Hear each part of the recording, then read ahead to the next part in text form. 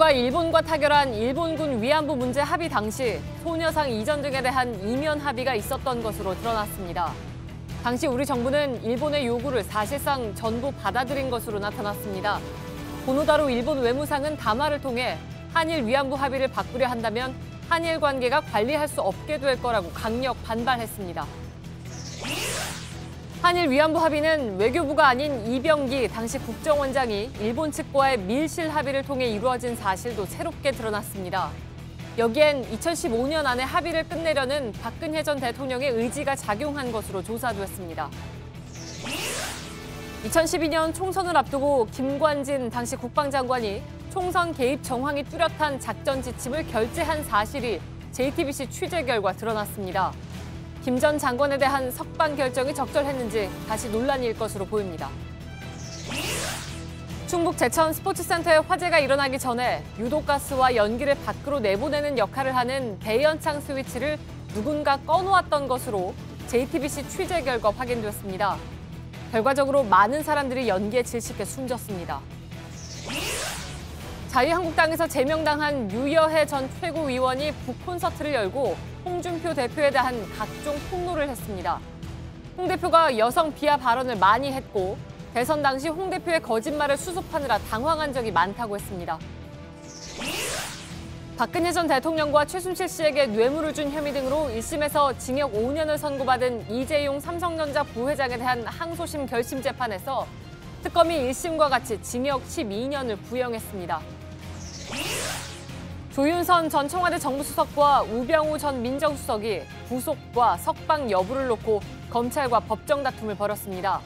조 전 수석은 국정원 특수활동비를 상납받은 혐의로 다시 구속될 위기에 처했습니다.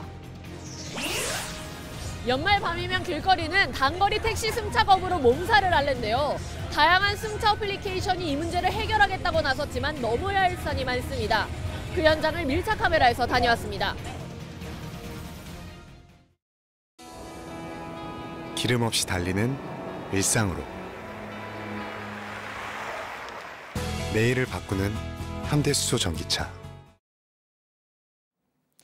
시청자 여러분, JTBC 뉴스룸을 시작하겠습니다.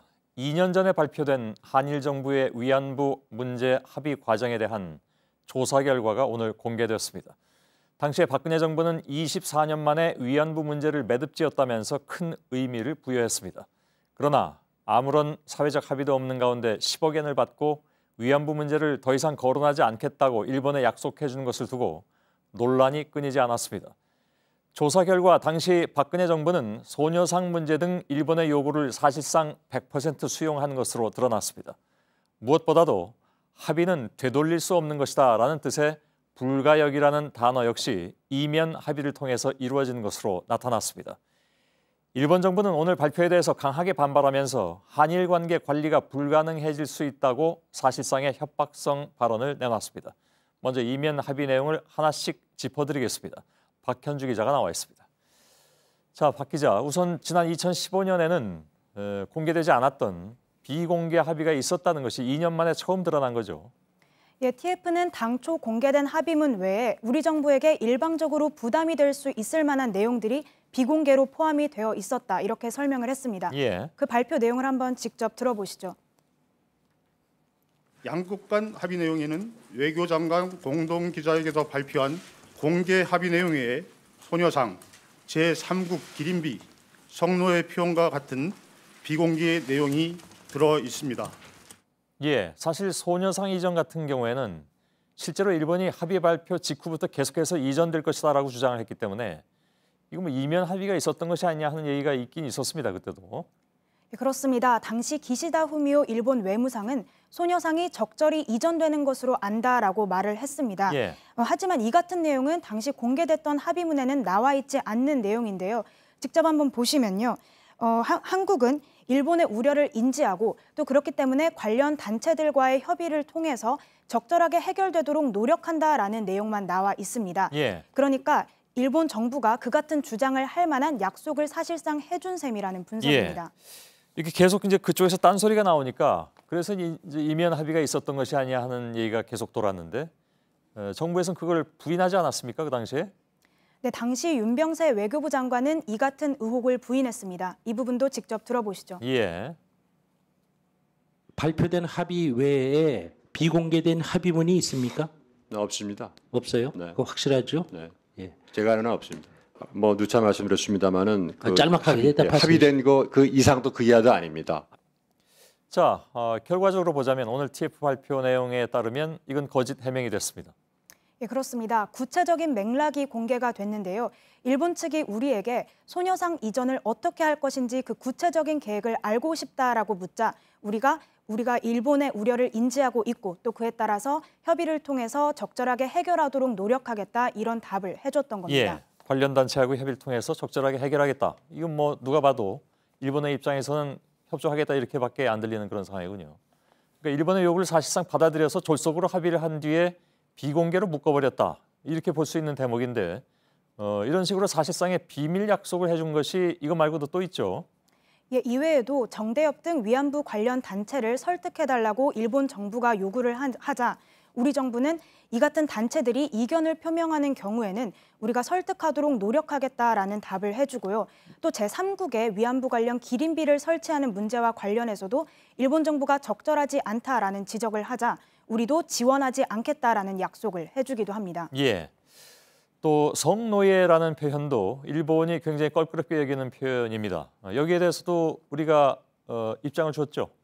예, 사실 성노예라는 표현은 우리 정부가 먼저 사용을 한 것이 아니라 외신들이 주로 사용하면서 알려지기 시작을 했는데요. 그렇습니다. 예, 위안부라는 표현보다 성노예라는 표현을 통해서 이 문제의 심각성을 더 부각을 한 겁니다.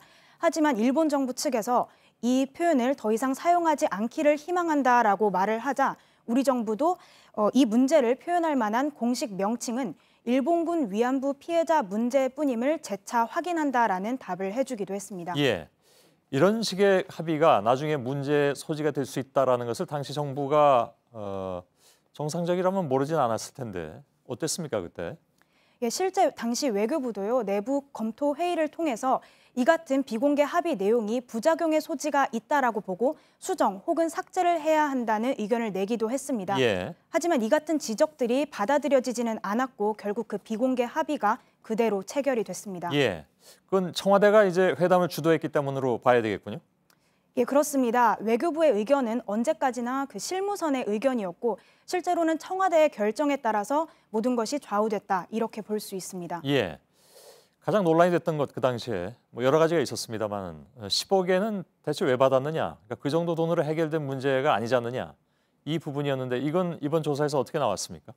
예, 말씀하신 대로 그 일본 정부가 출연한 10억엔 이것도 이번 TF의 조사 대상이었는데요. 예. 명확한 객관적 기준에 따르지 않은 것으로 확인이 됐습니다. 실제로 법적 책임을 묻지 않기로 하면서 실제 피해에 대한 법적 산정이 아닌 그저 주먹 구구식의 논의만 이뤄졌던 건데요. 특히 피해 할머니들에 대한 의견 수렴은 전혀 없이 이 금액이 책정이 된 것으로 이번에 확인이 됐습니다. 예, 박현주 기자였습니다. 그렇다면 이런 결과가 나오게 된 배경에는 무엇이 있는가? 당시 박근혜 전 대통령은 2015년 안에 협의를 끝내길 원했고 이 때문에 일본의 무리한 요구를 그대로 수용할 수밖에 없었다는 것입니다.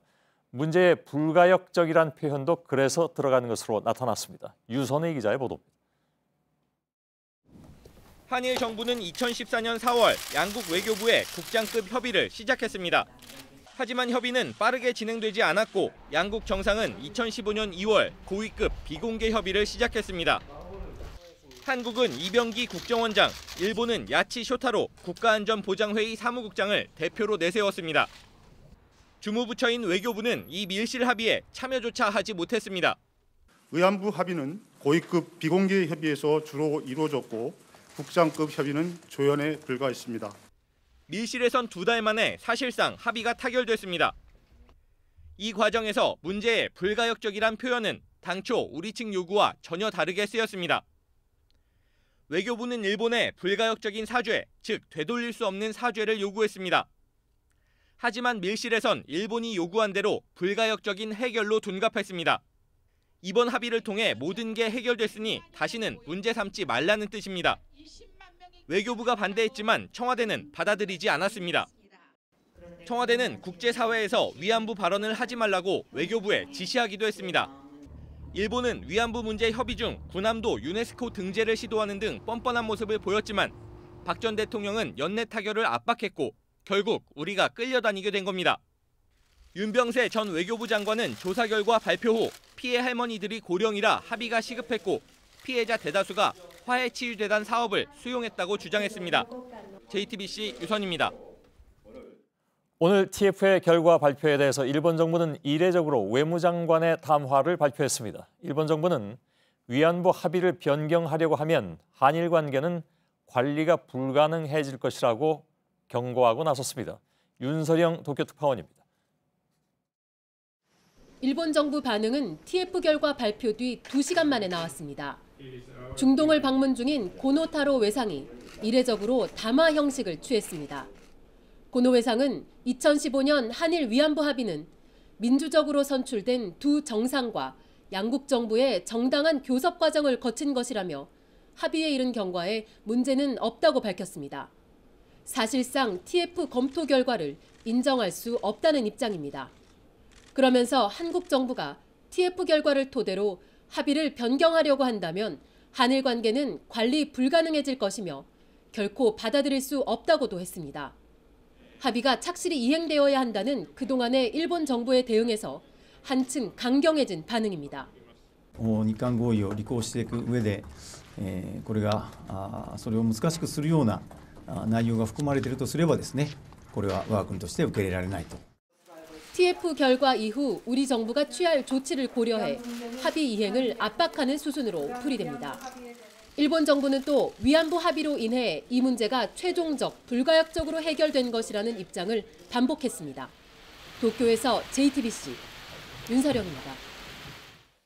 일본 정부의 이런 반응은 한국 정부의 합의 철회를 어떻게든 막겠다는 것으로 보입니다. 따라서 이제 관심은 정부가 위안부 합의를 계속 유지할지 아니면 철회하고 사실상 재협상에 나설지 여부입니다. 청와대 취재기자를 연결하겠습니다. 고석승 기자, 외교부 TF의 발표와 관련해서 청와대의 입장이 나온 게 있습니까?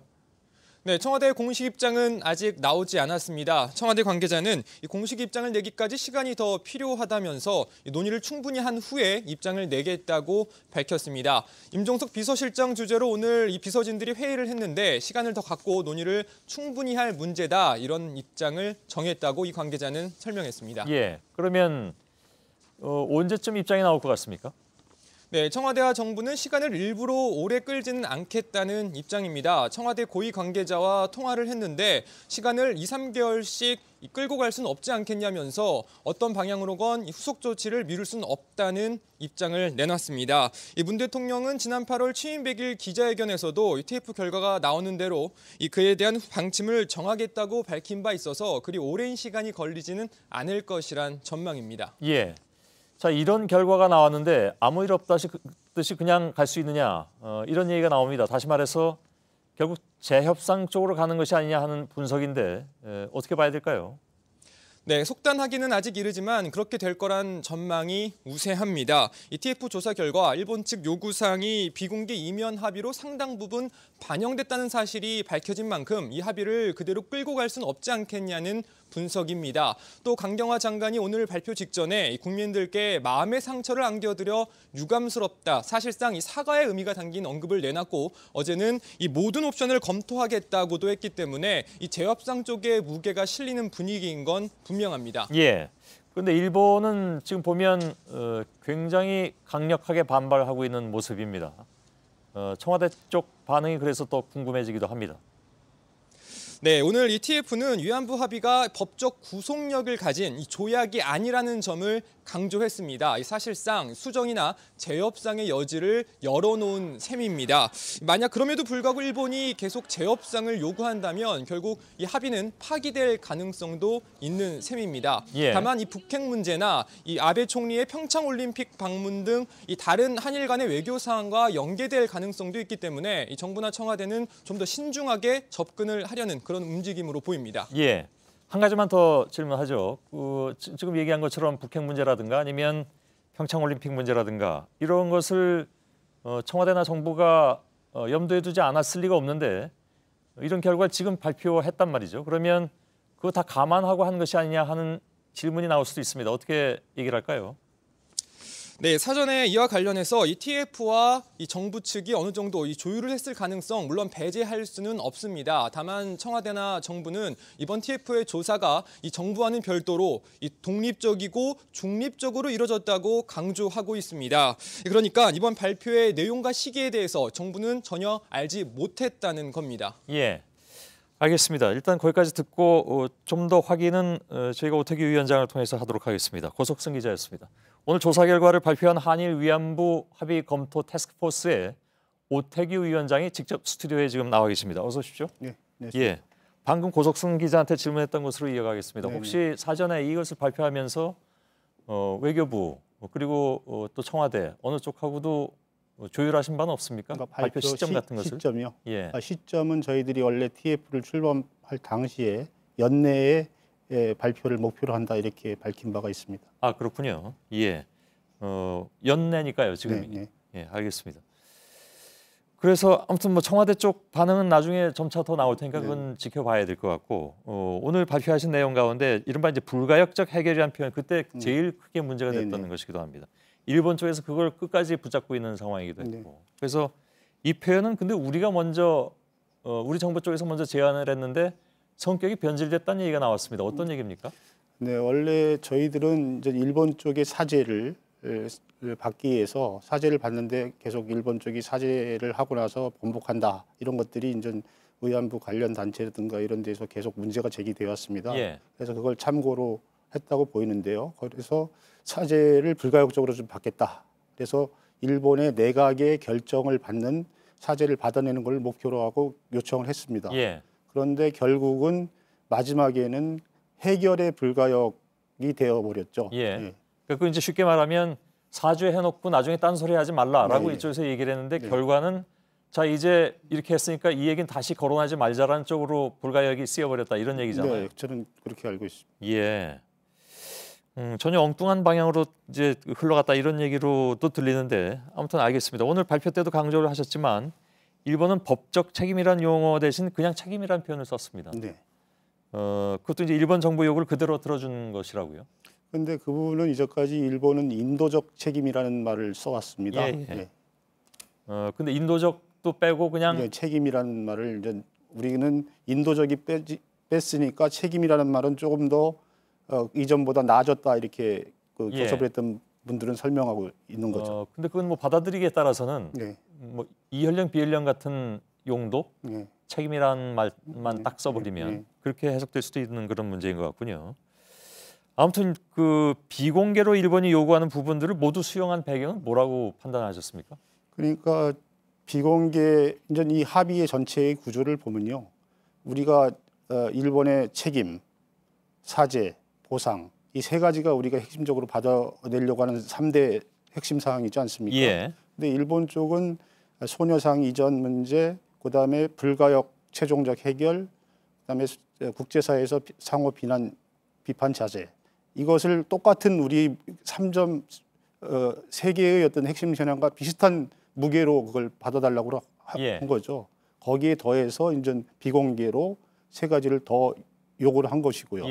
정부 쪽에서는 아마 그 당시에 그런 부분들이 공개로 될 경우에는 우리 쪽에 상당히 부담이 되니까 비공개로 그걸 갖다 수용한 걸로 저희들은 이해하고 있습니다. 예. 여기도 이제 국정원이 등장을 합니다. 이병기 당시 국정원장이 협상을 주도했다고 하니까 뭐 아무튼 요즘 흔히 하는 말로 국정원이 정말 열일을 한 것 같습니다. 여기저기 다 지금 개입이 되어 있으니까. 그런데 왜 그러면 국정원장이 나섰느냐 하는 문제가 남습니다. 아마 그 배경은 국정원장이 그 전 주일대사 출신이기 때문에 그렇지 않았을까 저희들은 짐작을 하고 있었고요. 주일대사 하다가 국정원장으로 갔죠. 그렇죠. 그래서 일본을 좀 이해하는 사람이다 이렇게 고위 그 비공식 고위급 회담을 하는데 저쪽에서도 안보 관련 고위 관계자가 나오니까 이쪽에서도 안보 관련 고위 관계를 찾다 보니까 주일대사 출신의 이병기 당시 국정원장을 나섰다 이렇게 하는 거는 뭐 그렇게 무리가 있는 해석은 아닌 것 같습니다. 그럼 국정원장을 그만두고 바로 청와대 비서실장으로 갔단 말이죠. 청와대 비서실장으로 가서도 회담을 주도했잖아요. 그건 다시 말하면 박근혜 전 대통령의 의중이 그만큼 결정적으로 작용을 했다 이렇게 봐야 될까요? 그거는 뭐 대통령 원래 그 국정원장 시절에 대표로 나갈 때부터 대통령의 지시로 대표가 됐으니까 예. 당연히 쭉 대통령 의중이 반영됐다고 봐도 될 것입니다. 예. 그러면 박근혜 전 대통령은 왜 그 당시에 연내 타결, 그러니까 2015년 내로 타결을 해야 되겠다고 이렇게 서둘렀을까요? 글쎄 그 부분은 제가 보면은 박근혜 대통령은 처음에 계속 그 의안부 문제가 해결되지 않으면은 정상회담도 할 수 없다. 그다음에 한일 관계 전반을 의안부 문제에 이렇게 꽁꽁 묶어 갖고 있었습니다. 그런데 국제 정세로 보면은 우리가 그 일본하고 사이좋게 지나지 않으면 안 되겠다라는 어떤 그런 안팎의 예. 상당한 압력이 있었다고 보이고요. 그러다 보니까 빨리 해결하겠다는 마음이 있었고 예. 그 계기를 한일 협정 50주년 기념 1965년에 했으니까. 예. 그 해에 잡았던 걸로 저희들은 이해하고 있습니다. 근데 그게 50주년이라는 것이 과연 어떤 큰 의미를 주는 것인지 이런 상황에서 예, 글쎄 말입니다. 그것 때문에 모든 것을 이렇게 무시하고 이런 일이 밀어붙여질 수 있었던가 하는 것은 상식적으로는 좀 여전히 이해가 가지 않습니다. 윤병세 그 외교장관이 조금 전에 입장을 냈습니다. 합의의 본질적인 핵심적인 부분보다 감성적 요소에 중점을 둬서 균형 있는 평가를 못했다라고 했습니다. 네. 책임자였던 오 위원장께서는 뭐라고 반론하시겠습니까? 제가 볼 때는 그거는 관점의 차이, 해석의 차이가 있는 것 같은데요. 예. 저희들이 TF 작업을 한 결과는 일본 쪽은 그 소녀상 문제라든가 해외에서의 어떤 상호 비판 자제 예. 이런 부분이 우리의 어떤 그 일본의 정부의 책임 사죄 보상과 같은 비중으로 핵심적인 요구 사항이라고 말하고 있습니다. 예. 그렇기 때문에 그것이 하나가 핵심이고 하나가 부수가 아니고 어떻게 보면 두 개 다 핵심이었던 거죠. 예. 그런 식으로 하니까 결국 이것을 막교하는 형태로 합의가 안 되면은 합의가 아마 안 됐을 겁니다. 예. 예. 그렇게 협상이 진행됐습니다. 예. 마지막으로 짧게 한 가지만 좀 질문드리겠습니다. 2년 정도 된 일인데 이거 너무 외교 비밀을 너무 일찍 공개한 것이 아니냐. 이러면 외교 관례상 어긋나는 것이다라는 반론에 대해서 짧게 재반론하신다. 그거는 사실 그 국민이 원하는 거에 대한 어떤 책임, 예. 정부의 설명 책임이라고 저는 생각합니다. 짧게 얘기하면. 예. 그 설명 책임을 하기 위해서 어느 정도 최소한의 한도에서 외교적인 어떤 부분도 예. 감수할 수밖에 없었지 않았나 이렇게 생각합니다. 그러면 혹시 이번 발표에서 빼놓으신 것도 있습니까? 빼놓은 거라기보다는 저희들이 외교적으로 쓸데없이 분란을 일으킬 수 있는 내용은 최대한 자제하려고 노력을 했었습니다. 예. 그러니까 내용이 더 있다는 말씀인가요? 내용이 더 있다는 것보다요. 저희들이 좀 비밀 문서를 보지 않습니까? 예. 그런데 경위 같은 부분은 사실 그 협상에 어떤 구체적으로 왔다 갔다 하는 것인데 예. 그것이 이 사안을 설명하는데 그렇게 본질적이지 않은 것이다 하는 것은 가급적 예. 축약해서 했죠. 알겠습니다. 네. 위안부 합의 검토 태스크포스의 오태규 위원장이셨습니다. 고맙습니다. 네, 감사합니다. 예. 대통령 할아버지가 와도 초일류 기업의 리더라는 꿈을 이루어줄 수는 없다. 이재용 삼성전자 부회장이 항소심 구형 공판에서 박근혜 전 대통령 측에 뇌물을 주지 않았다면서 이렇게 항변했습니다. 그러나 박영수 특별검사는 이번 사건을 재벌과 권력 간의 검은 거래라고 규정하면서 이 부회장에게 1심 때와 같이 징역 12년을 구형했습니다. 이 부회장에 대한 선고는 내년 2월 5일에 내려질 예정입니다. 김필중 기자의 보도입니다. 1심 재판 때와 마찬가지로 오늘 항소심 결심 공판에 직접 나온 박영수 특별검사의 표정은 진지했습니다. 박 특검은 이번 사건이 국내 최대의 초일류 기업인 삼성에게 지울 수 없는 오점이 될 것이라고 했습니다. 특히 이 부회장이 안봉근 전 비서관의 진술로 새롭게 드러난 추가 독대, 이른바 영차 독대도 부인했다며 수사 단계부터 지금까지 진실을 외면했다고 했습니다. 또 최순실 씨 측에 대한 지원을 사회공헌 활동이라고 주장한 것을 두고 진정한 공헌 활동에 대한 모독이라고도 지적했습니다. 6장 분량의 입장을 밝힌 박 특검은 더 이상 재벌의 특권이 이 나라에서 통용되지 않길 바란다며 이 부회장에게 징역 12년을 구형했습니다. 함께 기소된 최지성 전 미래전략실장과 장충기 전 미전실 차장, 박상진 전 사장에겐 징역 10년을, 또 황성수 전 전무에겐 징역 7년을 구형했습니다. 모두 1심과 같은 구형량입니다. 이에 대해 이 부회장은 대통령 할아버지가 와도 초일류 기업의 리더라는 꿈은 못 이뤄준다며 경영권 승계를 위한 뇌물이 아니었다고 반박했습니다. 이 부회장에 대한 항소심 선고는 내년 2월 5일 오후 2시에 내려집니다.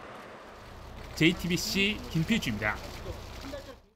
오늘 재판에서 이재용 부회장은 박 전 대통령과 추가로 독대가 있었다는 정황에 대해서 치매 이야기까지 하면서 부인했습니다. 또한 박 전 대통령과의 3차 독대 당시에 이것은 영차가 없을 경우에 3차라고 부릅니다. 아무튼 3차 독대 당시에 JTBC 때문에 난리가 났었다면서 박 전 대통령이 JTBC 보도를 거론하며 자신을 압박했다고도 했습니다. 그러나 물론 아시는 것처럼 삼성이 JTBC 보도에 영향을 끼칠 수는 없습니다. 이승필 기자의 보도입니다. 최근까지 이어진 항소심에선 이른바 영차 독대가 쟁점의 하나였습니다. 박근혜 전 대통령과 이재용 부회장의 독대가 당초 알려진 1차 만남에 앞서 2014년 9월에 한 번 더 있었다는 겁니다. 지난 18일 안봉근 전 청와대 비서관이 법정에서 관련 증언을 하기도 했습니다. 그러나 오늘 결심 재판에서 이재용 부회장은 당시 상황을 기억 못하면 자신이 치매라면서 박 전 대통령을 만난 적이 없다고 주장했습니다. 특검은 영차 독대에 대해 안종범 전 수석의 증언과 업무 수첩, 그리고 김건훈 전 청와대 행정관의 일지 등을 통해 입증됐다고 반박했습니다. 이 부회장은 박 전 대통령이 JTBC 보도에 불만이 컸다고도 주장했습니다. 특검 측이 2016년 2월 3차 독대 당시 부정청탁이 이루어졌을 가능성을 언급하자 그날은 JTBC로 난리가 난 날이라며 JTBC 보도와 관련해 대통령이 짜증을 내서 삼성 내부에선 이 건이 가장 큰 일이었다고 했습니다. 당시 부탁을 할 상황이 아니었고 자신은 박 전 대통령에게 강압을 당한 피해자라는 취지의 주장입니다. JTBC 이승필입니다. 29명의 사망자를 낸 제천 스포츠센터 화재 관련으로 새로 취재한 내용을 전해드리겠습니다. 화재 당시에 스프링클러에 이어서 배연창도 작동하지 않은 것으로 드러났습니다. 배연창은 화재 감지기와 연결돼서 불이 나면 자동으로 열려서 연기를 배출하는 시설입니다. 그런데 이걸 누군가 고의로 꺼놨고 불법으로 잠금 장치까지 설치해 놓은 사실이 확인됐습니다. 2층 목욕탕이 순식간에 연기로 가득 찬 원인 중에 하나로 추정되고 있습니다. 조승현 기자의 단독 보도입니다. 설계 도면에 따르면 충북 제천 스포츠센터 건물엔 4층부터 7층까지 모두 7개의 배연창이 설치돼 있습니다. 5층에 1개가 있고 나머지 층엔 2개씩 있습니다. 가로 40에서 50cm, 세로 70에서 80cm 크기의 배연창은 화재 감지기가 불이 난 걸 감지하면 자동으로 열리고 이 창문으로 유독가스 등이 빠져나가도록 설계돼 있습니다. 그런데 화재 당시 6층과 7층 배연창 스위치를 누군가 일부러 꺼놓은 것으로 드러났습니다. 관련 규정상 배연창엔 잠금 장치를 달면 안 됩니다. 하지만 6, 7층 배연창은 불법 설치한 장치로 잠궈놓았던 것으로 확인됐습니다. 소방합동조사단 관계자는 스위치를 켜도 작동이 안 되는 상태였다고 설명했습니다. 이 때문에 건물 고층부로 올라온 연기가 제대로 빠져나가지 못하고 밑으로 역류했던 겁니다. 2층 여탕에서 많은 사람이 연기에 질식하게 된 원인 중 하나로 추정됩니다. 합동조사반은 6층과 7층 외에 다른 층 배연창의 작동 여부도 조사할 예정입니다. JTBC 조승현입니다. 예, 이 얘기는 좀 더 들어봐야 될 필요가 있을 것 같습니다. 현장에서 취재 중인 기자를 연결해서 설명을 좀 들어보죠. 정영재 기자. 자, 배연창이 닫혀 있었고 그것이 결과적으로는 많은 희생자를 낼 수밖에 없는 그런 원인이 됐다 이런 얘기가 되잖아요. 근데 배연창 스위치를 누군가 고의로 잠궜다는 건데 굳이 그럴 이유가 있었던 건가요? 네, 저는 지금 배연창이 보이는 앞 건물 옥상에 나와 있습니다. 지금 제 뒤로 보이는 저 창문이 잠겨 있던 것으로 확인된 6층 배연창입니다. 배연창은 일반 창과는 별도로 설치되어 있는데 평소에는 내부 온도 유지나 외부 침입을 막기 위해서 닫혀 있습니다. 다만 화재가 났을 경우에는 사람이 직접 창문을 열 경황이 없기 때문에 자동으로 열리도록 설계되어 있는 겁니다. 합동조사단의 최종 조사 결과가 나와봐야 정확한 이유를 알 수 있겠지만 현재로서는 오작동 방지 등을 위해서 건물 관계자가 일부러 잠궈놨을 가능성이 커 보입니다. 예, 그러니까 저게 열려 있었다면 2층에 그렇게 많은 연기가 차진 않았을 것이다 이런 얘기인데 연관이 있다고 볼 수 있는 그런 내용이죠? 네, 그렇습니다. 합동조사단 관계자도 배연창이 열리지 않아 유독가스 등 연기가 위로 올라갔다가 그대로 다시 있었을 것을 보고 있습니다. 그래서 유독가스들이 두세 번 마시게 된 것으로 보인다고 말했습니다. 특히 출구는 막히고 화물 엘리베이터가 굴뚝 역할을 한 2층 여탕에서 피해가 집중된 이유 중 하나로 추정됩니다. 예. 자, 불이 3시 53분쯤에 났지만 8시가 넘어서까지 희생자들이 유족들과 통화한 기록이 있다는 주장이 나왔습니다. 유족들은 어떻게 대응하고 있습니까? 네, 먼저 화재 당일 오후 8시 1분쯤에 희생자 안익현 씨의 여동생이 안 씨와 20초가량 통화를 했다는 주장이 나왔습니다. 안 씨의 시신은 건물 6층과 7층 사이에서 발견됐는데 핸드폰은 남자 목욕탕이 있던 3층에서 발견됐습니다. 경찰은 유족들의 동의를 얻어서 안 씨의 휴대폰을 국립과학수사연구원에 감식을 맡긴 상태입니다. 또 통화가 되진 않았지만 전화를 강제로 종료한 기록도 있었습니다. 2층 목욕탕에서 발견된 희생자 중 한 명인데 복원된 통화 기록에 60여 건의 부재중 통화가 이어졌고 오후 8시 58분에 마지막으로 통화를 거절한 것으로 나타나고 있습니다. 유족대책본부는 휴대폰을 복원해 분석한 뒤 진상규명을 위한 자료로 제공하겠다고 밝혔습니다.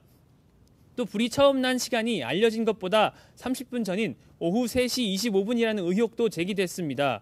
건물 관계자가 곧바로 신고하지 않고 직접 끓여다 화를 키웠다는 주장입니다. 유족 측은 변호사를 선임해 이 같은 의혹에 대해 법적으로 대응하겠다고 밝혔습니다. 예. 그리고 조금 전 법원이 건물주에 대한 구속영장은 발부한 반면 건물 관리인에 대한 영장은 기각한 것으로 전해졌습니다. 예, 현장에서 정영재 기자가 전해드렸습니다. 정부가 운영하는 TV 방송에서 충북 제천 화재 참사를 홈쇼핑 형식으로 다뤄서 논란이 됐습니다. 문재인 대통령의 현장 방문 영상을 보여주면서 인이 특별전이란 제목도 달았습니다.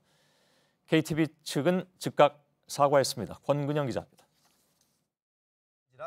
홈쇼핑 형식의 TV 프로그램에 난데없이 제천 화재 참사 화면이 나옵니다. 문화체육관광부 산하기관인 한국정책방송원 KTV에서 방송한 정책 홈쇼핑 K입니다. 문재인 대통령의 현장 방문을 소개한 화면 왼쪽엔 인이 특별전이란 제목이 붙었습니다. 홈쇼핑에서 상품의 특징을 소개하듯 제천 주민 생업 포기, 한이 남지 않게 사고조사 철저 지시 같은 문구를 나열했습니다. 출연자들은 대통령이 돌아오는 길에 눈물을 흘렸다는 설명도 덧붙였습니다. 해당 프로그램은 생방송 홈쇼핑 형식으로 정부 정책을 알기 쉽게 전달하는 게 목적입니다. 하지만 29명의 희생자가 나온 화재 사고를 부적절하게 다뤘다는 비판이 나옵니다. KTV는 제작진의 잘못을 인정하고 유가족과 시청자들에게 사과했습니다. 그러면서 해당 코너를 폐지하고 담당자에게 엄중한 책임을 묻겠다고 밝혔습니다. JTBC 권근영입니다. 애견 카페 등에서 업무 추진비를 사적으로 사용했다는 의혹을 받고 있는 KBS 강규형 이사에 대한 해임 건의안이 조금 전에 통과됐습니다. 이렇게 되면 KBS 이사진 구성이 재편되면서 노조 측으로부터 퇴진 요구를 받고 있는 고대영 사장의 거취가 주목되는 상황입니다. 보도국 취재기자를 잠깐만 좀 연결하겠습니다. 서효정 기자, 방송통신위원회가 강규형 이사의 해임 건의안을 통과시킨 이유, 조금 아까 얘기한 그거 또 있습니까? 예, 방금 얘기하신 그 감사원에서 강 이사의 업무 추진비 부당 사용 내역을 방통위에 제출함에 따른 건데요. 방통위는 오늘 오후 비공개 전체 회의를 열고 1시간 정도 회의를 진행한 끝에 KBS 강규형 이사의 해임 건의를 결정했습니다. 결정에 앞서 오늘 오전엔 강 이사의 소명을 듣는 시간이 있었는데 해임이 부당하다고 주장한 것으로 전해졌습니다. 당초 강 이사의 임기는 내년 8월까지였습니다. 하지만 감사원이 지난 10월부터 11월까지 KBS 이사진의 업무 추진비 집행 내역을 감사해 방통위에 제출했습니다. 이 내역엔 강규형 이사가 업무 추진비로 애견 카페를 이용하는 등 모두 327만 3천 원을 부당 사용했고 1,381만 8천 원을 사적으로 사용한 것으로 의심된다는 그런 내용들이 담겨 있었습니다. 예. 방통위는 감사 결과를 바탕으로 사적인 사용 규모가 큰 강 이사에 대해 품위를 훼손했다고 판단해 해임을 건의하기로 의결했습니다. 해임 건의안이 인사혁신처로 넘어가게 되면 대통령이 최종 결정하게 됩니다. 예. 자, KBS 파업이라든가 사장 거취 문제 영향이 당연히 있겠죠.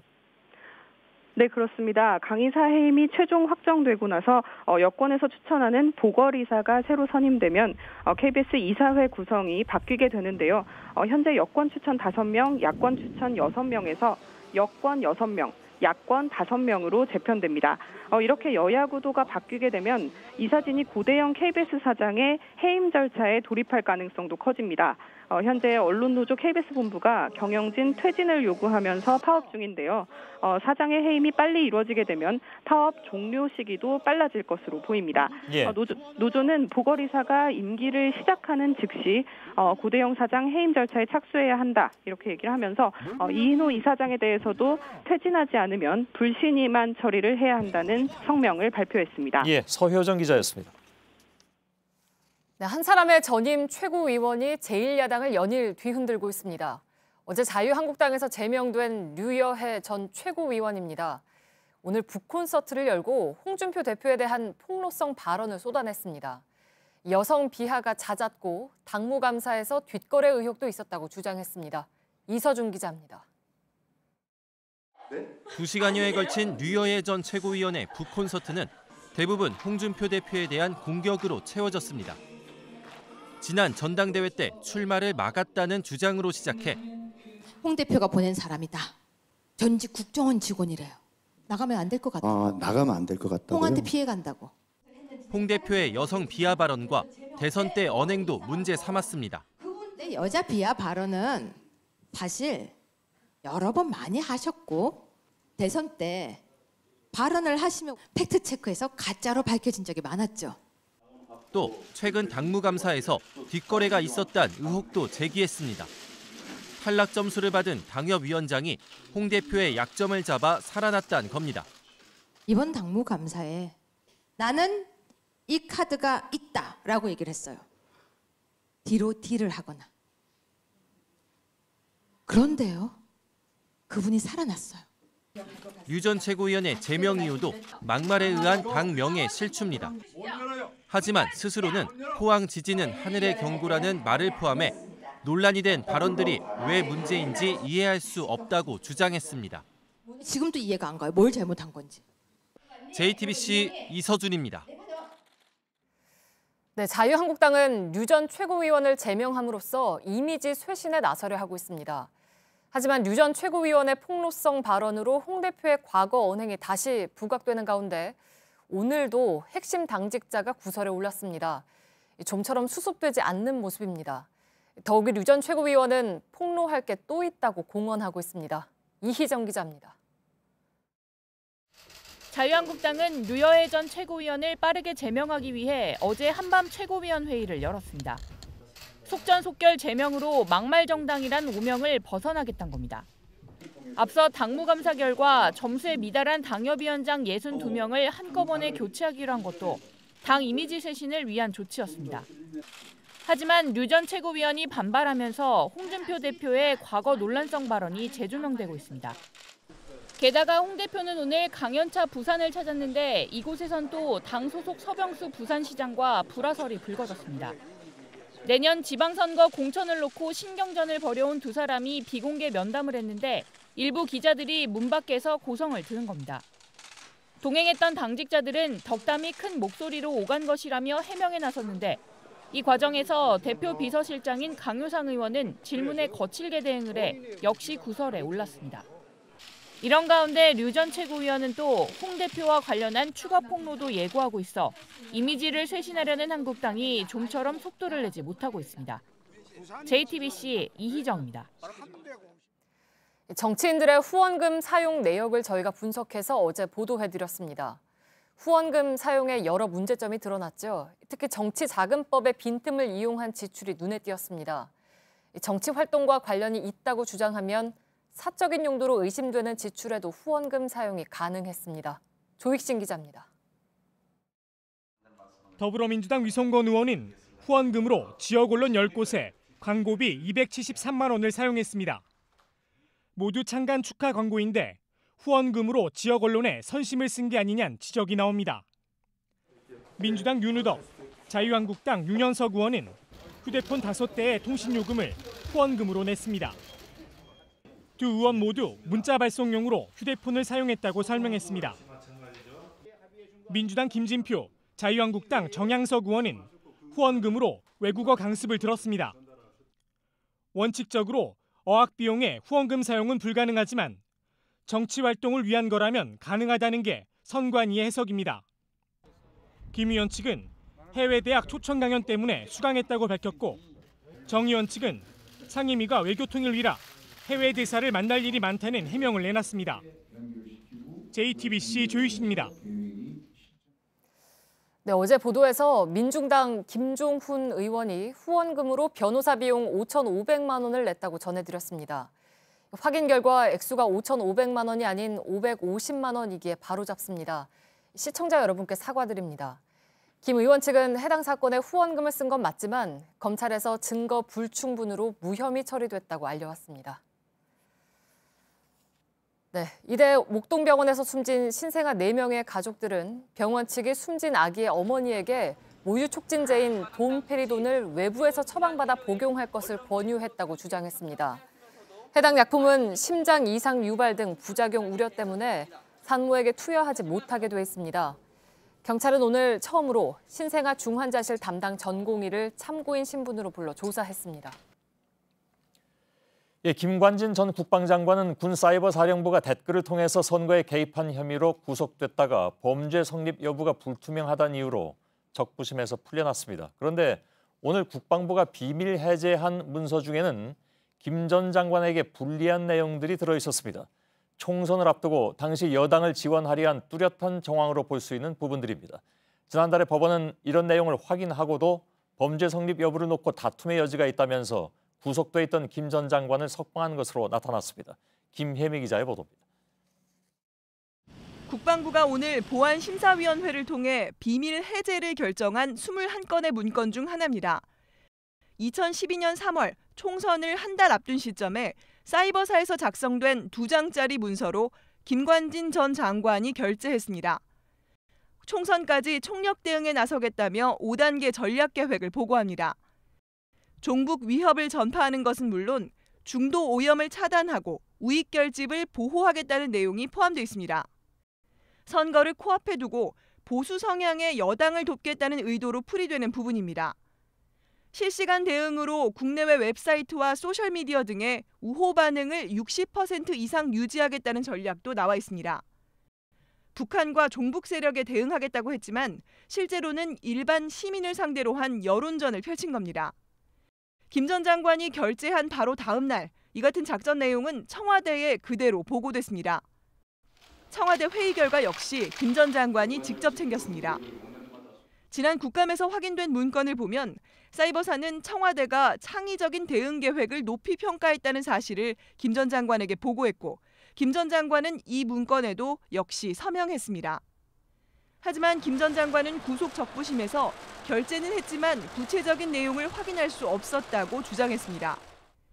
군사 2급 비밀로 분류돼 긴밀하게 청와대에 보고된 한두 장짜리 문건도 확인하지 않았다는 주장은 설득력이 떨어진다는 지적입니다.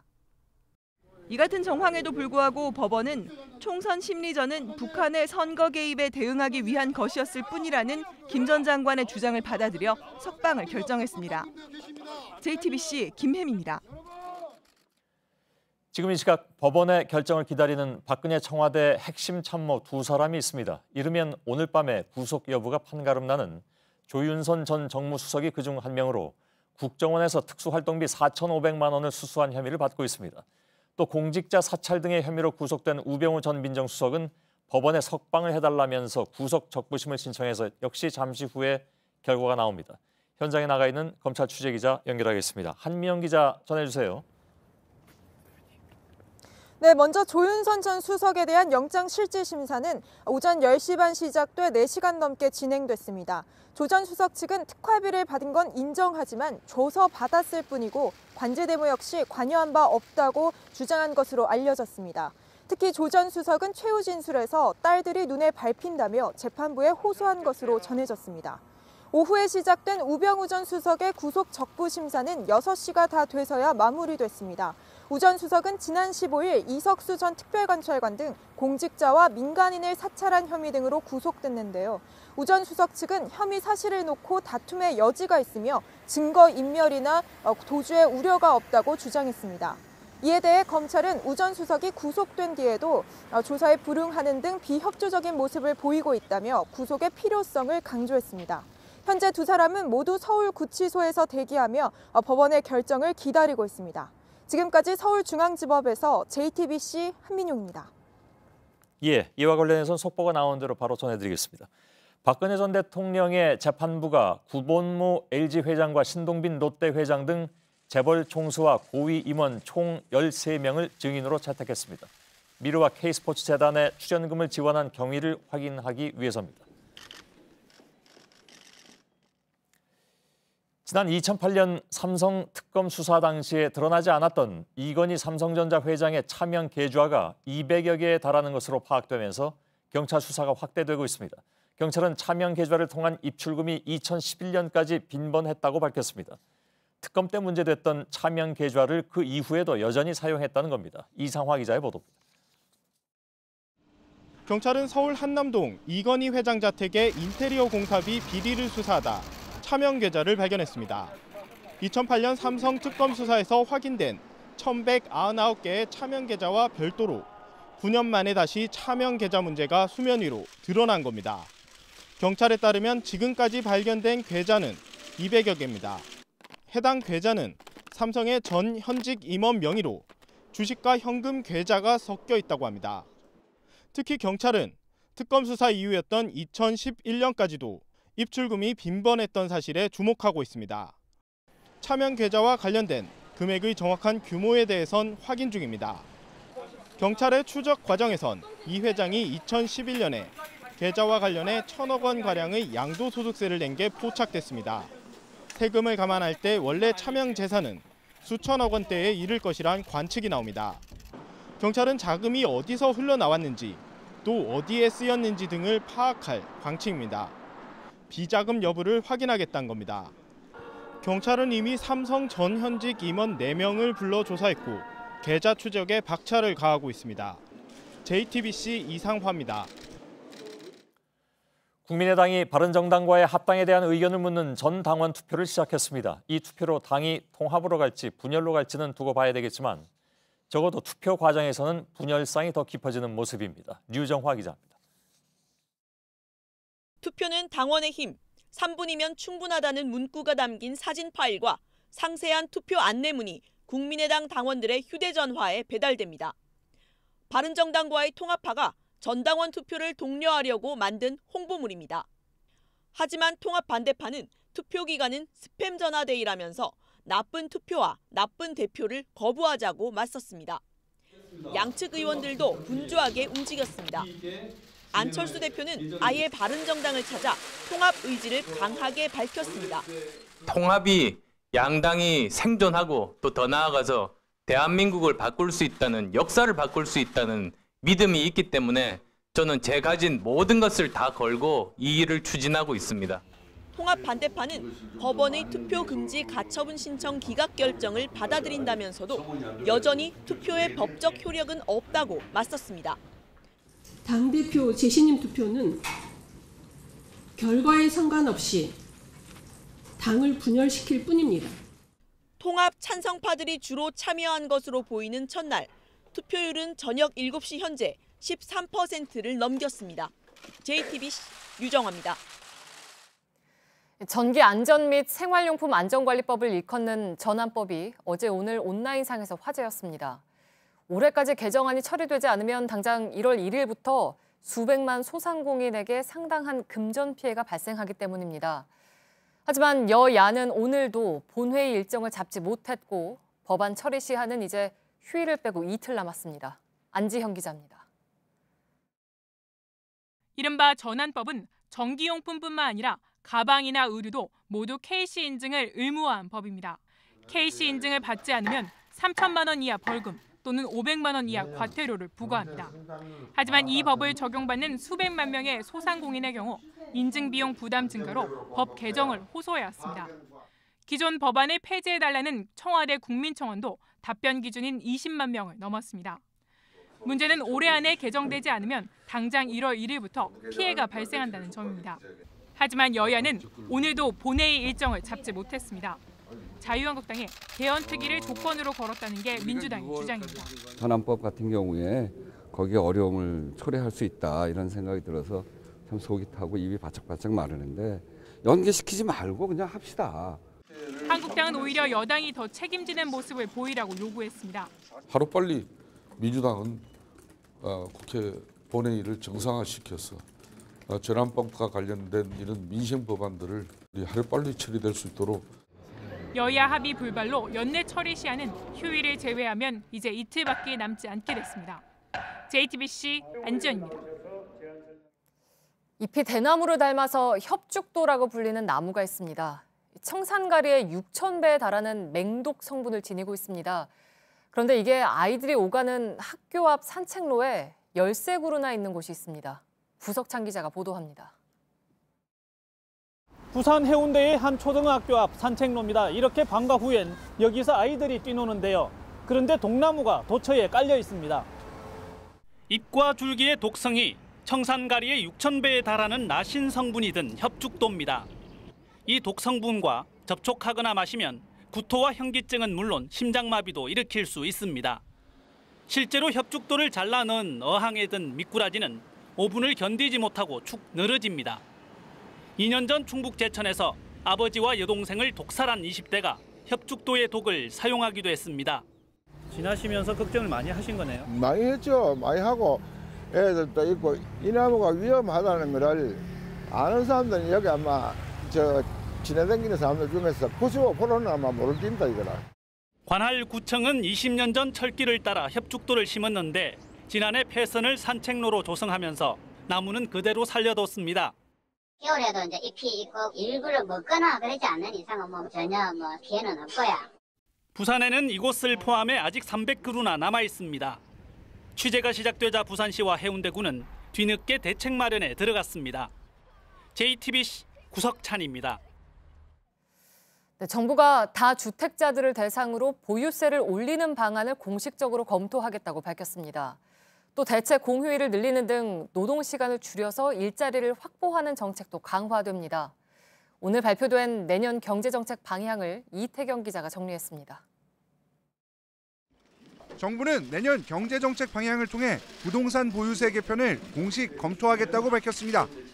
대통령 직속으로 특위를 설치해 논의한 뒤 이르면 내후년부터 실시할 계획입니다. 다주택자를 대상으로 종합부동산세를 올릴 가능성이 큰데 주택시장을 실소유자 중심으로 개편하고 과세 형평성도 높이겠다는 취지에서입니다. 근로시간을 줄여 삶의 질을 올리고 일자리를 늘리는 데에도 정책의 초점이 맞춰집니다. 현재 설날, 추석 등에만 적용되는 대체 공휴일을 다른 공휴일로도 확대합니다. 통상 일주일인 여름휴가를 2주로 늘려 쓸 수 있는 분위기를 조성합니다. 공공기관은 쓰지 않아 남은 연차를 이듬해 연차와 합쳐 쓸 수 있는 연가 저축제를 활성화하고 민간 기업에도 장기 휴가 사용을 독려합니다. 저출산 관련 대책도 강화됩니다. 경력 단절 걱정에 아이 낳기를 꺼리는 여성이 없도록 육아를 위해 근로시간을 단축할 수 있는 기간을 지금의 2배로 늘립니다. 또 부모 공동육아 문화 확산을 위해 현재 통상임금의 40%인 육아휴직급여를 50%로 올리기로 했습니다. JTBC 이태경입니다. 택배를 배달하는 드론은 외국에서는 이미 볼 수가 있습니다. 이런 드론 택배가 상용화되려면 드론이 찾아갈 장소에 대한 정밀한 주소 데이터가 필요하겠죠. 정부가 내년부터 도로명 주소를 손보는데 드론 배달을 위한 입체 주소를 부여할 계획입니다. 조민진 기자입니다. JTBC 보도국으로 드론 배송이 이루어지는 경우를 가정해봤습니다. 서울 마포구 상암산로 48-6 JTBC 5층 주소를 입력하면 드론은 건물 1층 드론 배달점에 부여된 상세 주소를 위치 좌표로 인식합니다.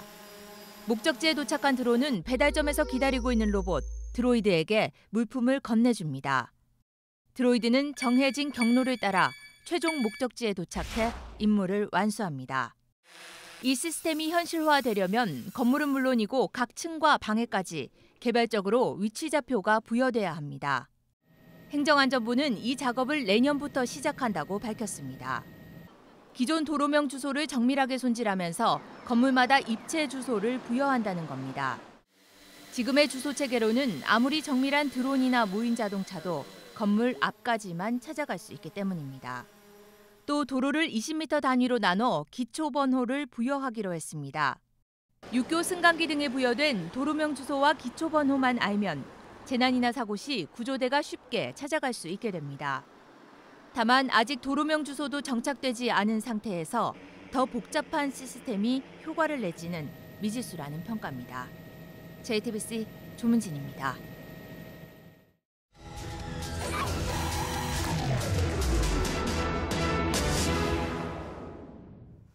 네, 연말에 밤 늦게 택시 잡기가 쉽지 않다 보니까 이를 보완하겠다면서 승차 어플리케이션이 몇 가지 나온 게 있습니다. 그런데 아직은 별 도움이 안 된다는 반응입니다. 밀착 카메라 구혜진 기자입니다. 자정이 넘은 강남역 인근. 손을 흔들어도 택시는 지나치고 창문에 행선지를 외쳐보지만 택시는 곧바로 떠납니다. 연말이 가까워지면서 고질적으로 반복되는 단거리 승차 거부입니다. 강북 쪽은 잘 안 가시는 것 같아요. 아예 시외거나 좀 멀거나 이런 번화가 아니면 안 잡힙니다. 계속되는 승차 거부에 사람들은 도로 한가운데까지 나가 달리는 택시를 세워봅니다. 빈 차들도 많지만 정작 이들을 태우는 차는 없습니다. 시내 번화가들을 돌아보니 승객을 태우지도 않고 표시등도 꺼놓은 택시들이 곳곳에 눈에 들어옵니다. 홍대 인근에 정차된 한 택시 내부를 관찰해보니 기사는 운전석을 젖혀놓은 채 핸드폰으로 카카오택시 콜만 살펴봅니다. 마포구나 서대문구 등 인근 목적지 요청이 계속해서 들어오자 거절하기만 수십 번. 그 사이 이 택시를 잡으려는 사람들도 돌아섭니다. 저희 밀착 카메라 취재진이 한 명은 20km가 넘는 곳을 목적지로 설정하고 다른 한 명은 3km 거리의 곳을 목적지로 설정해서 두 목적지에 따라 어떤 결과가 나오는지 지금부터 살펴보겠습니다. 근처로 가는 배차 요청은 응답이 없지만 경기도 김포행은 요청을 하자마자 택시가 잡힙니다. 서울시는 승객들의 목적지가 표시되는 카카오 택시 앱이 단거리 승차 거부의 원인이라고 지적해왔습니다. 이달 초엔 10억여 원을 들여 새로운 콜택시 어플 지브로를 만들었습니다. 호출한 승객들의 행선지가 보이지 않고 주변의 빈차들을 표시하는 게 핵심입니다. 이 어플리케이션은 주변 택시 빈차들을 다 보여준다고 설명합니다. 하지만 제 근처에는 빈차가 거의 없다고 나오는데요. 이 뒤를 보시면 택시 빈차들이 큰 길을 모두 다 메우고 있습니다. 현재 상황을 어플리케이션이 제대로 반영하지 못하고 있는 겁니다. 서울 소재 택시카드 단말기엔 지브로가 자동으로 탑재되지만 대부분 꺼놓고 있기 때문입니다. 이거 오브잖아요. 온이 돼야 하는 거예요. 새로운 거에 쓴다는 게 감독이 좀 이렇게 망설임이 있죠. 승차 거부 시 과태료를 매기겠다는 방침에 서울개인 택시조합은 기사들에게 가입을 자제해달라는 문자를 돌리기도 했습니다. 앱을 켜놓은 일부 택시기사들도 호출에 응답하지 않습니다. 한 번 받았어요. 안 떠요 이게. 연말 저녁 택시 앱들이 무용지물이 되면서 대안으로 떠오른 건 카풀 앱들입니다. 같은 방향으로 가는 승객들을 버스로 태우는 카풀 앱부터 개인 차량을 연결해주는 앱도 나왔습니다. 지난 25일 밤 카풀 앱을 켜보니 주변에 있던 차들이 화면에 뜨고 한 차량이 연결됩니다. 문제는 불법 논란입니다. 출퇴근 시간엔 유상 카풀을 허용하는 현행 여객법을 이용한 건데 일부 카풀 앱이 24시간 운영을 시작하며 국토부로부터 고발을 당하기도 했습니다. 실제 하루 종일 카풀 서비스를 제공하기도 합니다. 이거를 그냥 계속 하시는 분 있대요. 그런 분들이 200 중반 정도. 오늘 출근은 안 하셨죠? 네, 집에 들어가는 길에 있어가지고. 검증되지 않은 운전자와 미비한 보험도 넘어야 할 산입니다. 늦은 밤 대중교통 수요를 새로운 시스템으로 해결해보려는 시도가 계속되고 있지만 넘어야 할 산이 많습니다. 이번에야말로 실효성 있는 대책이 마련돼 다음해 연말에는 이런 일이 반복되지 않길 바랍니다. 밀착 카메라 구혜진입니다. 편견의 말들과 반대로 달리기. 실패를 딛고서 묵묵히 달리기. 국내를 넘어서 세계로 달리기. 세상을 뒤집을 거꾸로 달리기. 그렇게 달려온 불굴의 15년. 앞으로 100년. 셀트리온이 다시 한번 진심의 길을 달려갑니다. 셀트리온이 합니다. 셀트리온.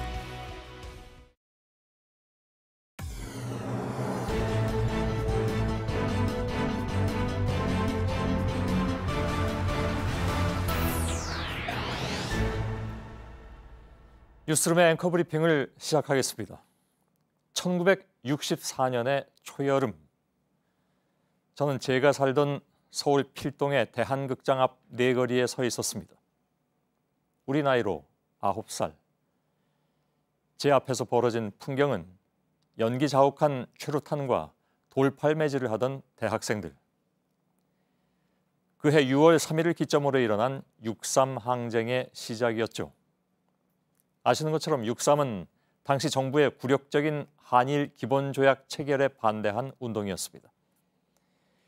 일본의 침략 사실 인정과 가해 사실에 대한 진정한 사죄가 선행되지 않았고 청구권 문제 등에서 한국 측의 지나친 양보가 국내에서 크게 논란이 됐지만 박정희 정부는 국가 재건에 필요한 돈을 일본으로부터 하루속히 받아낸다는 명분으로 한일 협정을 밀어붙였습니다.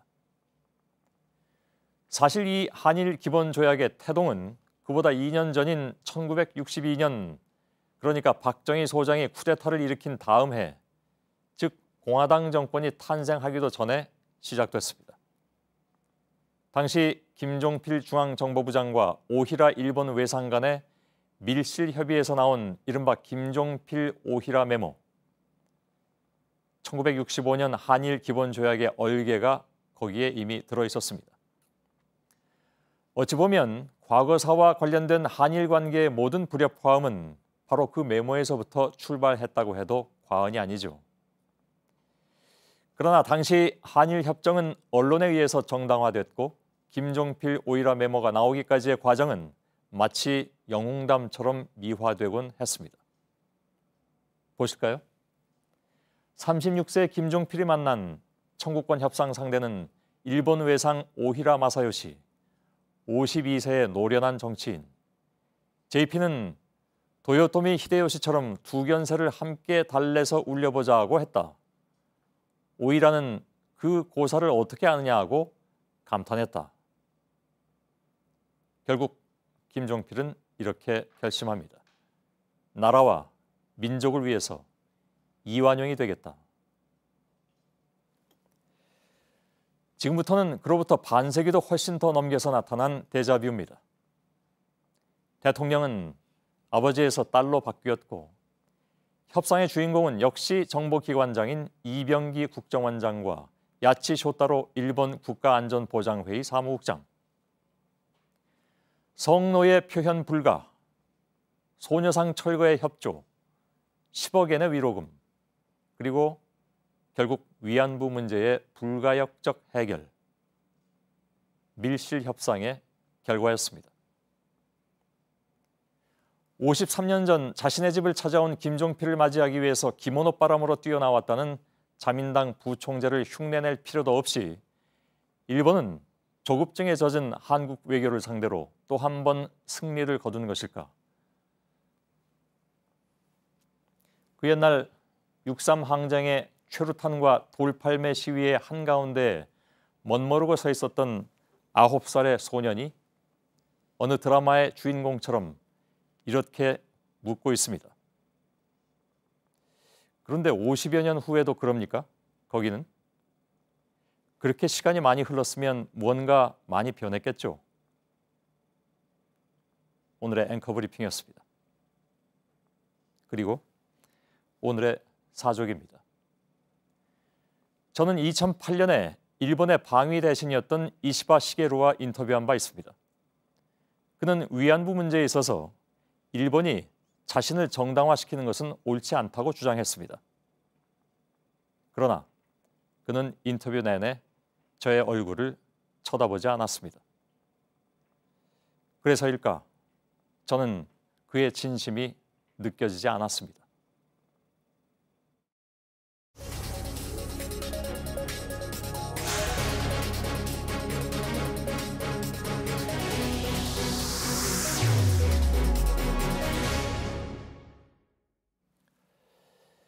예, 2015년 한일 위안부 합의는 박근혜 정부의 정치적 과욕이 초래한 부실 밀실 합의였다는 것이 드러나고 있습니다. 아베 일본 총리가 지난 2년 동안 반복 재생해온 이른바 불가역적 해결이라는 표현도 실상은 박근혜 청와대가 선사한 셈이나 마찬가지였습니다.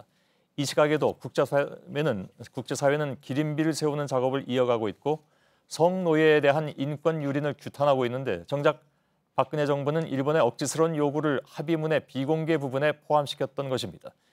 일본은 합의 변경을 하면 한일 관계는 관리가 불가능하다라는 매우 강경한 반응을 내놓았습니다. 도쿄를 연결하겠습니다. 윤서령 특파원, 일본 정부의 반응의 수위는 거의 최고조라고 봐야 되겠죠? 네, 일본 정부는 고노 외상의 담화를 통해서 오늘 TF 결과 발표를 받아들일 수 없다는 입장을 밝혔습니다. 민주적으로 선출된 한일 두 정상 하에 정당한 교섭 과정을 거친 것으로 문제가 없다고 밝혔습니다. 특히 이 한국 정부가 위안부 합의를 변경하려고 한다면 한일 관계 관리가 불가능하게 될 것이다라고까지 말했습니다. 지금까지 한일 과거사 문제와 관련해서 일본 정부가 보여왔던 입장 중에서 가장 강한 수위로 보여집니다. 일본 언론들은 이번 발표로 한국 여론이 한층 강경해질 것이라면서 한일 합의 파기로 이어질 경우 한일 관계 긴장은 피할 수 없을 것이라고 전망하고 있습니다. 예. 자, 내용도 내용이지만 외무장관의 담화라는 형식도 이례적인 것으로 보입니다. 네, TF 결과 발표가 있은 지 2시간 만에 이 고노 외상의 담화가 나왔습니다. 고노 외상은 현재 중동을 방문 중인데요. 그만큼 일본 정부가 TF 결과에 민감하게 반응하고 있다고 볼 수 있습니다. 예. 자, 역지사지를 해보죠. 3년 전에 아베 정부는 위안부에 대한 일본군의 강제성을 인정한 고노 담화를 검증하겠다고 했습니다. 당시 일본은 굉장히 좀 당당하지 않았습니까? 네, 1993년에 이 고노 담화를 발표했던 사람은 현재 고노타로 외상의 아버지인 고노 요헤이 관방상이었습니다. 일본 정부는 2014년에 이 고노 담화를 검증하면서 고노 담화가 한일 간의 정치적 타협의 산물이라면서 그 의미를 깎아내린 바 있습니다. 고노 담화는 이 한국뿐 아니라 중국 등 이 피해자 상대국이 관련돼 있는 외교적 의미를 갖는 문서입니다. 그런데도 당시 일본은 이 국회의 요청이 있기 때문에 충실히 설명해야 한다 이런 이유를 댔었습니다.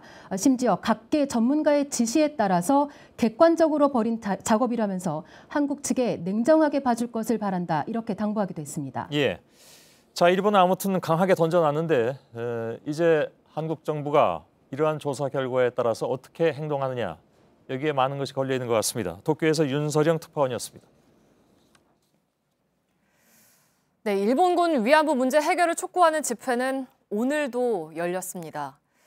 1314번째 수요일이었습니다. 오늘은 한일 위안부 합의 검토 결과 발표에 대한 입장이 더해지기도 했습니다. 2015 한일 합의는 폐기되어야 마땅하다라는 것이 드러나고 있고요. 그 기다림에 대한 답을 정부가 해야 될 때라고 생각을 합니다. 우리 정부가 결단을 내려도 일본의 태도는 쉽게 바뀌지 않을 겁니다. 피해자들의 기억을 기록하고자 마음먹은 이유입니다. 일본 정부가 버티는 사이 고령의 피해 할머니들이 세상을 떠날지도 모르는 일입니다. 하지만 우리는 함께 기억할 겁니다. 남아 계신 할머니 32분 가운데 12분을 최승기 기자가 만났습니다.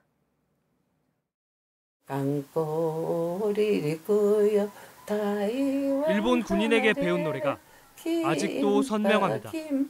끔찍한 기억도 마찬가지입니다. 넌 죽었는지 눈 뜨지 마라 해서 다음 노래 듣게 보니까 막 그 군인들이 그 언니한테 달려들어요. 몸에 남은 상처가 마음을 더욱 들쑤시고 불로 찢인데나 이거 뭐죠? 얼마나 오래돼서 그런 것도 이거. 여기다 여기. 여기다. 이 찢은 게 전체 뿔에 찢기고 허리, 이 등대기. 끝내 눈물이 쏟아집니다. 우리 서희를 끊어 가져와서 허리를 다 맵지. 매가 엮어가지고 여기 굽이 엮은 것만 보면 그 생각이 막 나요. 강렬한 분노만 남은 채 기억은 점점 흐려집니다. 근데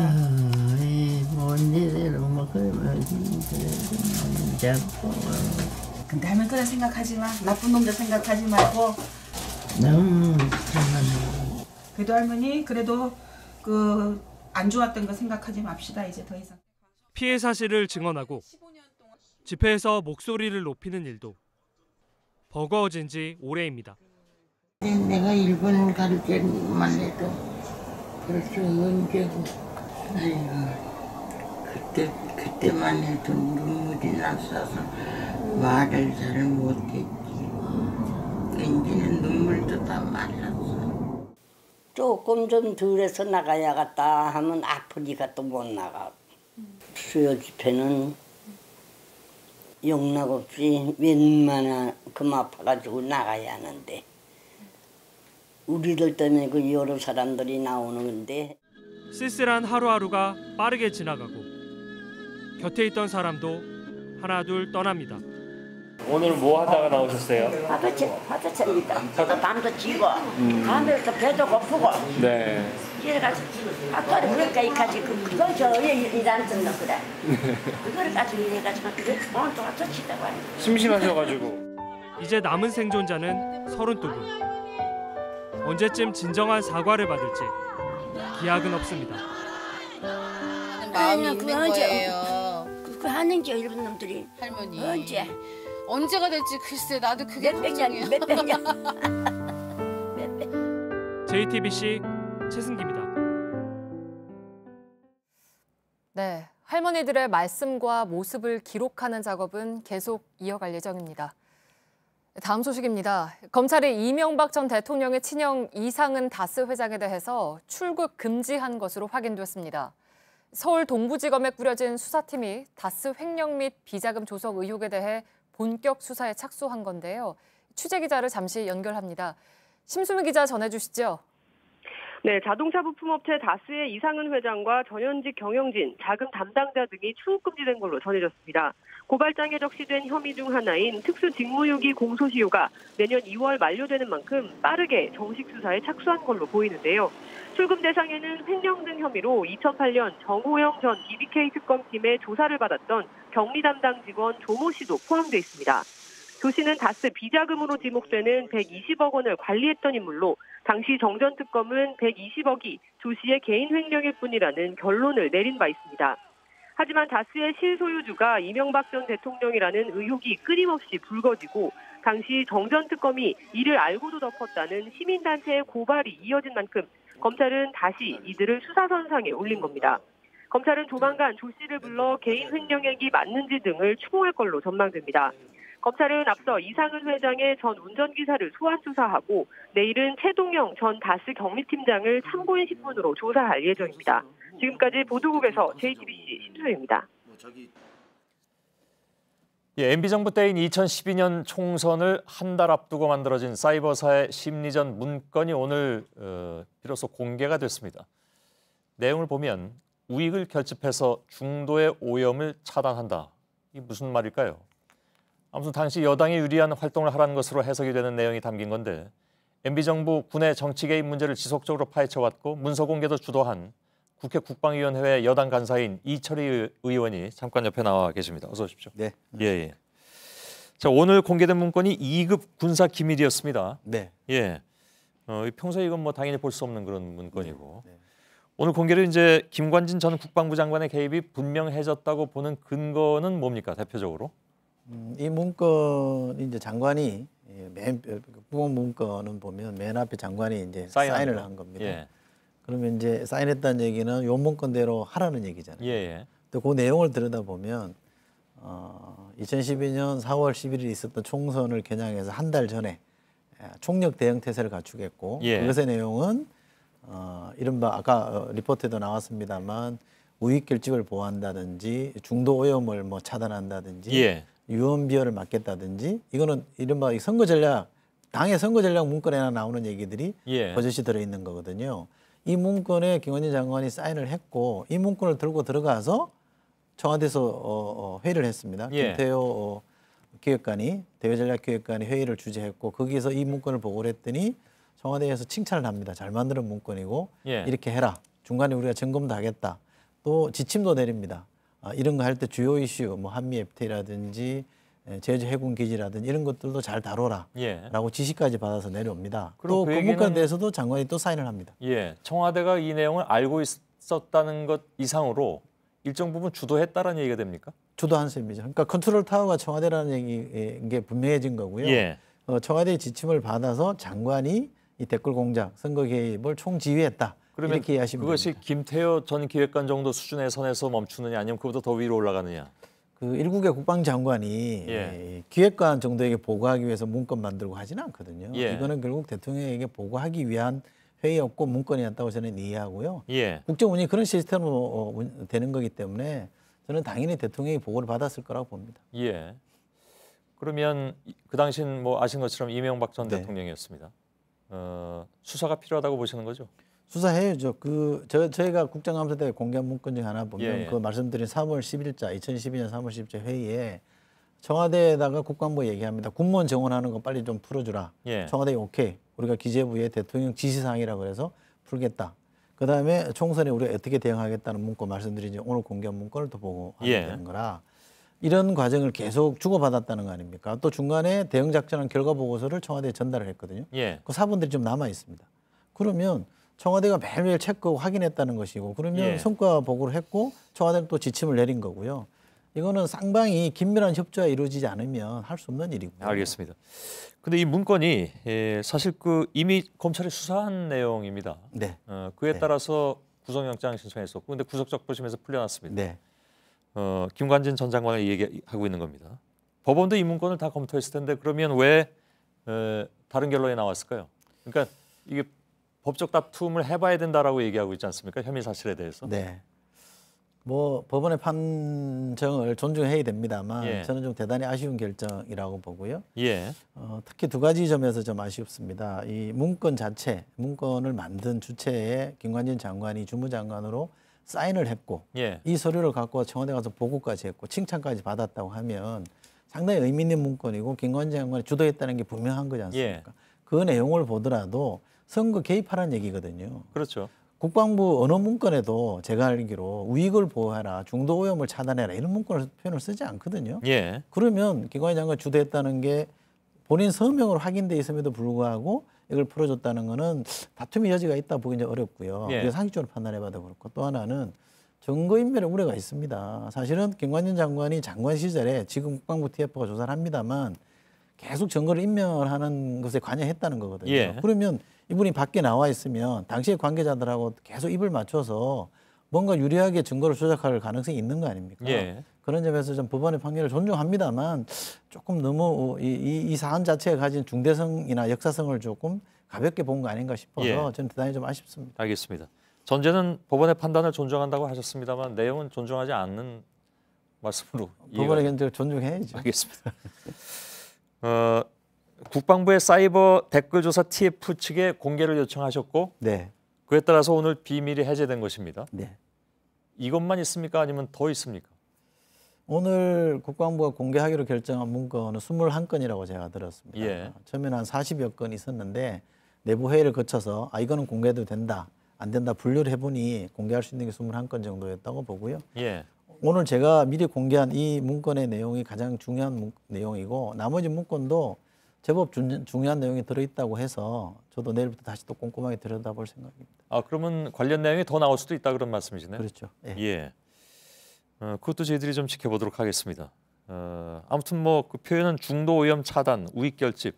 중도 오염 차단이라는 것은 뭐 흔히 그쪽에서 얘기했던 이른바 뭐 종북으로의 오염을 차단 뭐 이런 겁니까? 이게 종북 위협 또는 종북 세력, 예. 심지어 어떤 문건은 적이라고 표현되어 있는데요. 예. 그게 전체 맥락을 잘 짚어보면 반대하는 세력, 뭐 또 정치대로 보면 야당, 예. 또는 반대하는 세력을 뭉뚱그려서 종북 세력이라고 하고요. 예. 그 사람들의 생각에 만약에 동의한다 그러면 오염되는 거라고 판단합니다. 그래서 예. 그 오염을 차단하겠다는 거고요. 그래서 우익을 결집시키겠다는 겁니다. 예. 그래서 4월 11일 날 선거에서 이기도록 우리가 기여를 하겠다는 이런 내용을 담고 있습니다. 예, 알겠습니다. 자, 국회 국방위 여당 간사인 이철희 의원과 잠깐 얘기 나눴습니다. 고맙습니다. 네, 고맙습니다. 예.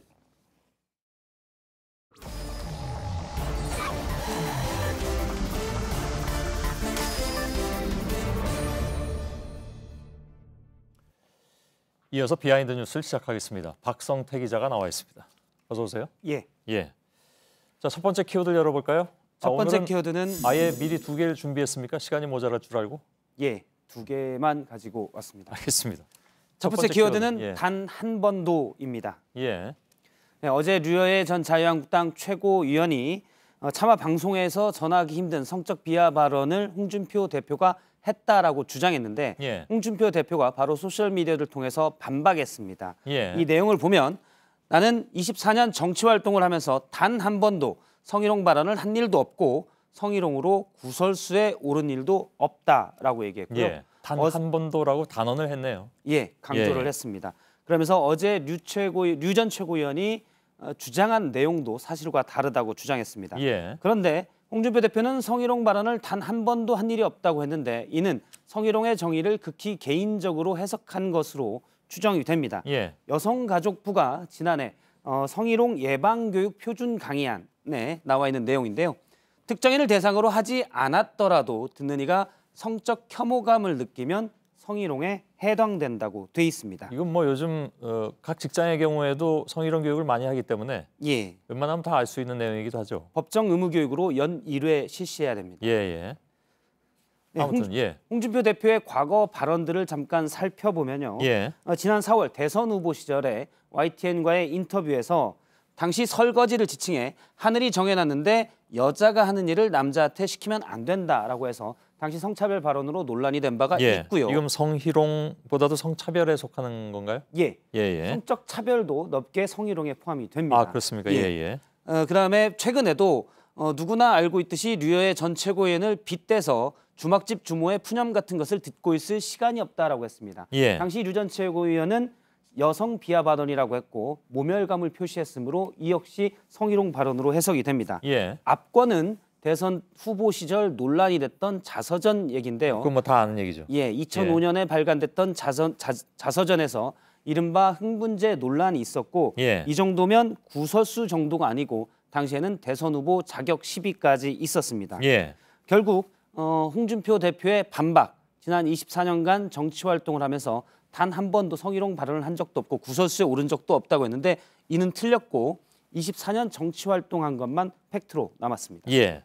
아까 홍 대표가 어떤 개인적인 기준을 가지고 있는 것 같다고 박 기자가 얘기를 했는데 글쎄요, 아직 그 뭐랄까요, 성희롱, 성차별 이런 문제에 대해서는 정확하게 정의를 오해하고 있는 것이 아닌가 하는 생각도 들긴 드는군요. 예, 사실 이전에도 관련 내용을 제대로 숙지하지 못하고 있는 걸 실토한 바가 있는데요.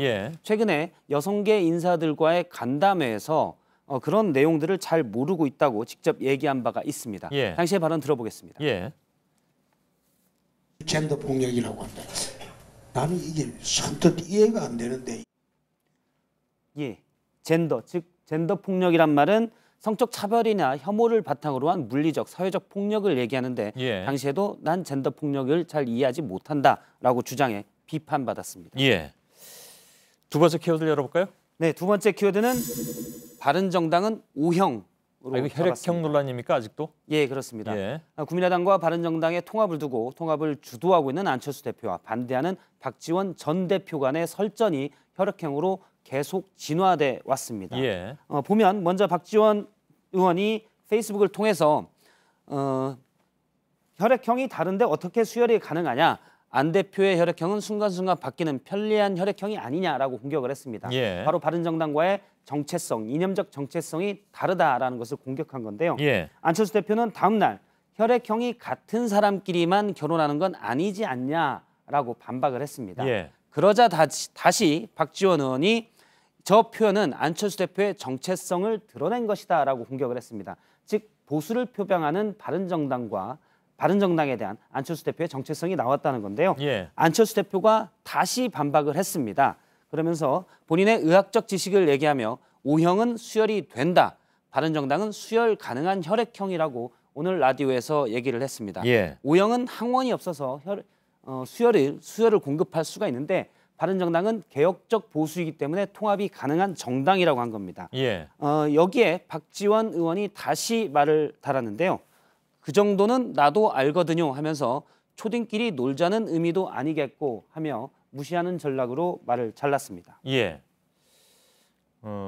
예, 알겠습니다. 언제까지 이런 얘기들이 오갈지. 내일 끝나나요?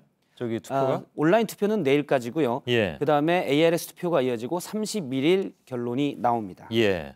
아직 시간은 조금 있는데 그때까지 지속적으로 이런 대화들이 오갈지는 모르겠습니다. 그 뒤에도 설전이 계속 이어질 것 같은데요. 예. 지금 안철수 대표와 호남계로 대표되는 통합 반대파의 그 갈등 상황은 거의 사실상 분당 상황입니다.